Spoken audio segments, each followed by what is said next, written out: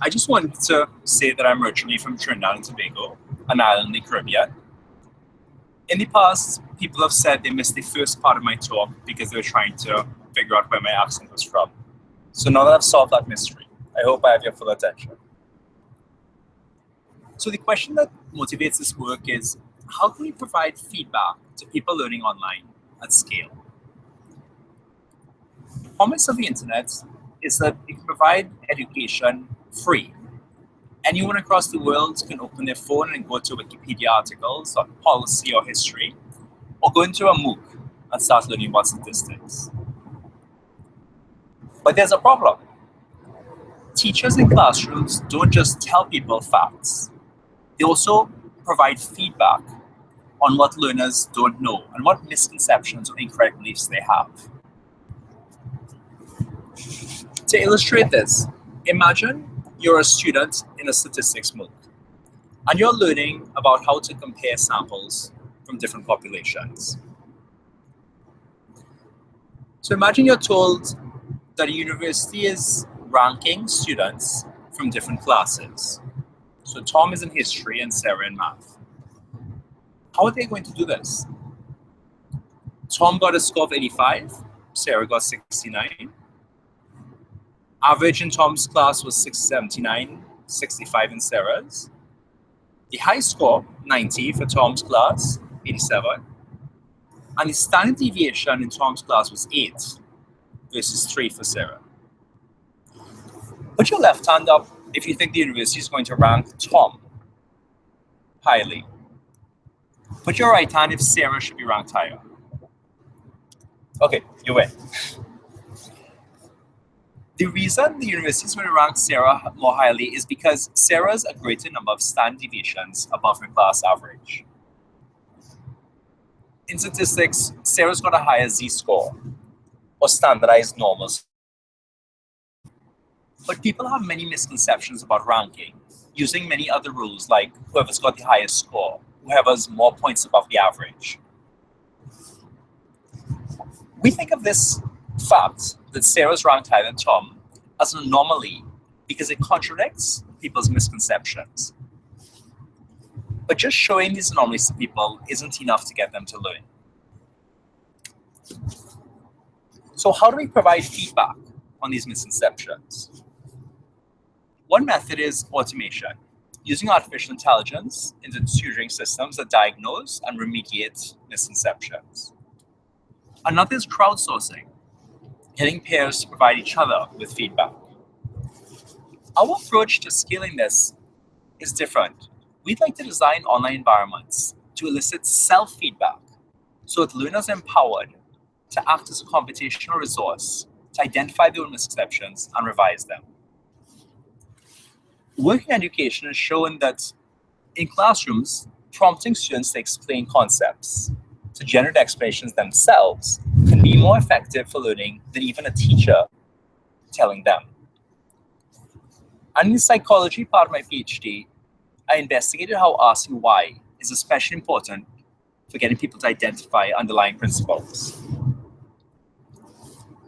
So to explore the design prompts, to bring this work into an online environment, we ran some experiments with 524 crowd workers recruited online on Mechanical Turk to participate in a study. Participants will be presented these facts, information about Tom and Sarah, and told who was ranked higher. And then to investigate how we should prompt them, they were assigned to one condition where they'd be told to explain why a student was ranked higher, and they'd write for 90 seconds. And the control condition had them write their thoughts.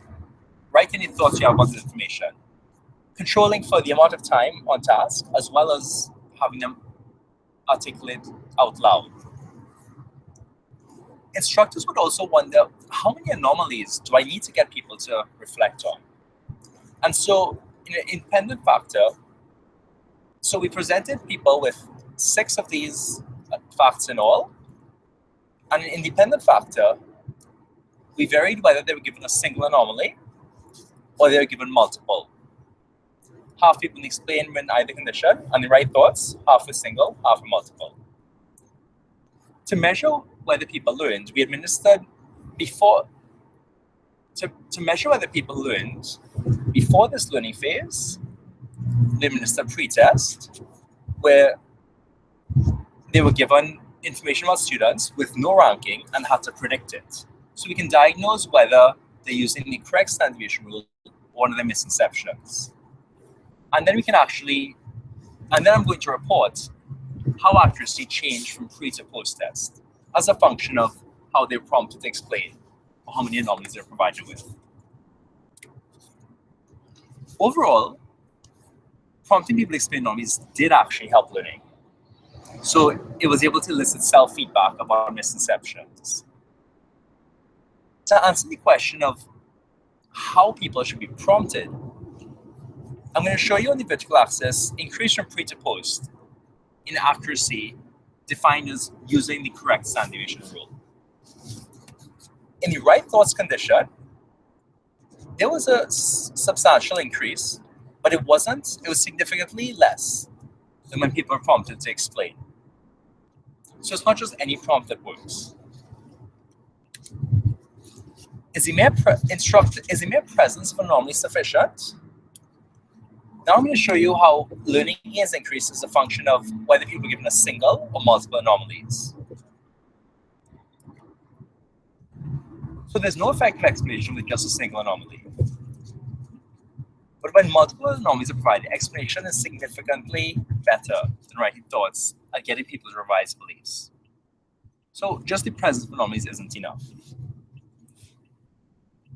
So concluding, thinking about these scalable methods for providing feedback, what we present is evidence that we can design online environments to prompt people to explain anomalies so that learners themselves will generate self-feedback. And this allows us to use design to leverage learners' own brains as a computational resource, because they can then generate information about the misconceptions, which then helps to optimize their learning. The design implications were that not any prompt works, explaining why it's particularly effective, and the mere presence of anomalies wasn't sufficient. It was better to explain multiple anomalies rather than a single.